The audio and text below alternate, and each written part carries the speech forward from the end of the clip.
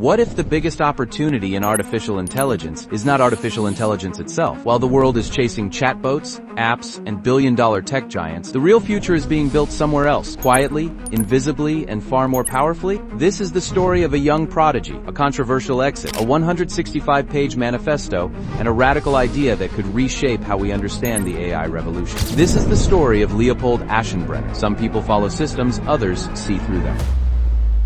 Leopold Aschenbrenner wasn't just another bright student. He was a child prodigy who accelerated through academia, graduating from Columbia University at just 19, reportedly as valedictorian. But intelligence alone doesn't make someone dangerous. What makes someone dangerous is the ability to think differently. While most students were focused on careers, credentials, and climbing ladders, Aschenbrenner was already asking bigger questions. Where is technology actually going? What happens when machines don't just assist us but surpass us? That curiosity led him to one of the most influential organizations in the world of AI, OpenAI. Inside OpenAI, he joined a team with a mission so complex, it almost sounds like science fiction. The Superalignment team. Their goal? To figure out how to control artificial intelligence once it becomes smarter than humans. Not improve it, not scale it, control it. Because once intelligence surpasses human capability, the question is no longer what AI can do, it becomes, can we stop it if we need to? But in April 2024, everything changed. At just 22 years old, Aschenbrenner was fired. The official explanation? A leak, according to OpenAI. He shared internal material externally, but his version tells a very different story. He claims the document was harmless, just brainstorming. Something researchers do all the time, but beneath that surface was something more uncomfortable. He had been raising concerns, not about product features,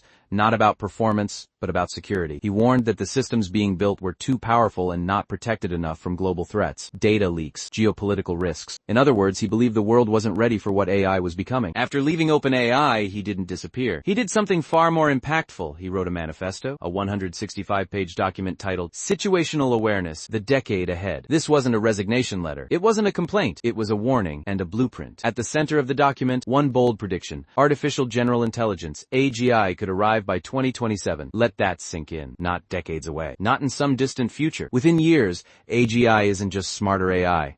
It's a system that can do anything a human can do across domains, across industries, without limitation. And if that happens, the next step comes quickly. Artificial superintelligence. Machines that don't just match us but surpass us in every measurable way. Now here's where things get interesting. Most people, when they hear this, focus on what AI will do. Will it take jobs? Will it change education? Will it create wealth? But Aschenbrenner asked a different question. What will AI need? Because intelligence, artificial or human, doesn't exist in a vacuum.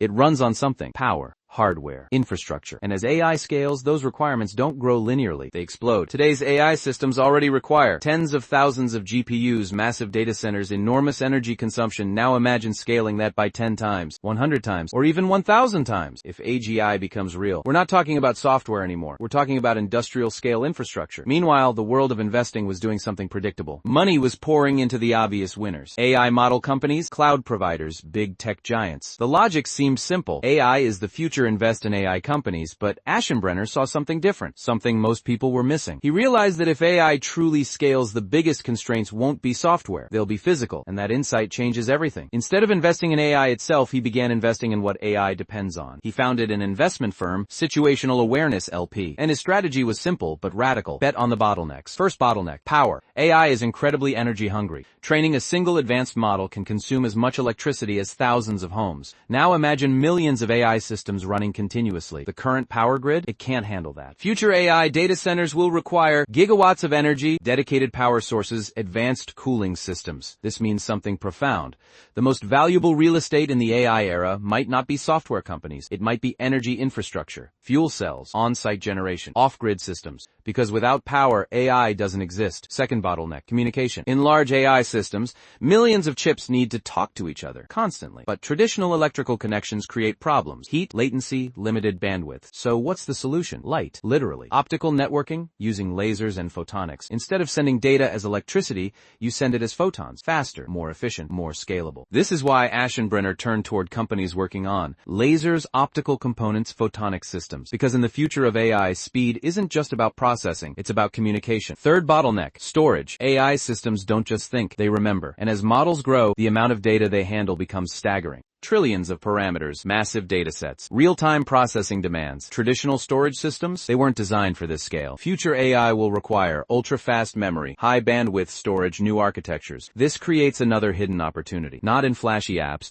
but in the systems that store the intelligence itself. To understand the scale of what he's describing, Aschenbrenner draws a powerful comparison: the Manhattan Project, a massive, secretive, government-backed effort that changed the course of history. He believes AI may follow a similar path: centralized development, national-level importance, extreme security, because whoever controls advanced AI may control the future. He predicts that by 2027, AI systems will evolve into something new: autonomous digital workers, not tools, not assistants, workers, capable of writing code, managing systems, performing long-term tasks. And if that happens, entire industries are at risk, especially those built on large-scale human cognitive labor. IT outsourcing, consulting, back-end services. Companies that rely on thousands of employees doing structured intellectual work. Because if an AI can do the same job faster, cheaper, 24/7, what happens to that business model? This isn't just an investment strategy. It's a shift in perspective. Most people look at the future and ask, what is growing? But Aschenbrenner asks, what must grow for this to work? This kind of thinking is rare. It requires stepping back, ignoring noise, and focusing on fundamentals. It's the difference between chasing trends